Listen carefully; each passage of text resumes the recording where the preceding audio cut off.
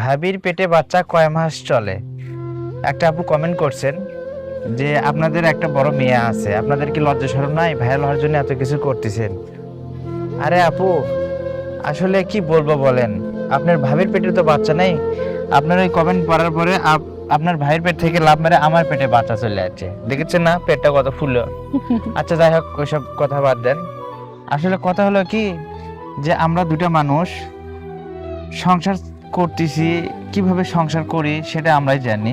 কত কষ্টের মধ্য দিয়ে আমরা চলতেছি, একমাত্র আল্লাহ তাআলা ছাড়া কেউ জানে না। আর আমার যারা শুভাকাঙ্ক্ষী আছে, যারা অনেক আগে থেকে ভিডিওগুলো দেখেন, তারা বলতে পারবেন। আসলে একটা পরিবারে যখন কিছু থাকে না, শূন্য হাতে সংসার শুরু করা, ছেলে মেয়ে বড় হচ্ছে, তাদের পড়ালেখার খরচ, তারপরে কাপড় চোপড়, নিজেদের খরচ, অনেক খরচা আছে। আসলে একটা খরচ, একটা সংসারে কত টাকা খরচ হয়, যারা সংসার চালায় তারা জানেন।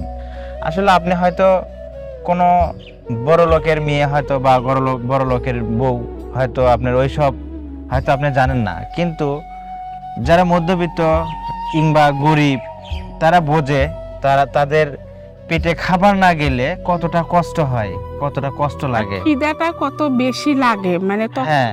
আসলে যাদের টাকা পয়সা আছে তারা তো এগুলোর আঁচ করতে পারবেন না। তো যাই হোক, আমরা তো ভাইরাল কই আর হইলাম, আপনারা তো ভাইরাল করে দিলেন না।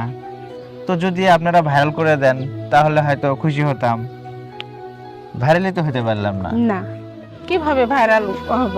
ওরা তো মন থেকে আমাদের ভাইরাল করেই দেয় না। আপনারা তো মন থেকে ভালোই বাসেন না, মন থেকে যদি ভালোবাসেন তাহলে অবশ্যই ভাইরাল হতাম।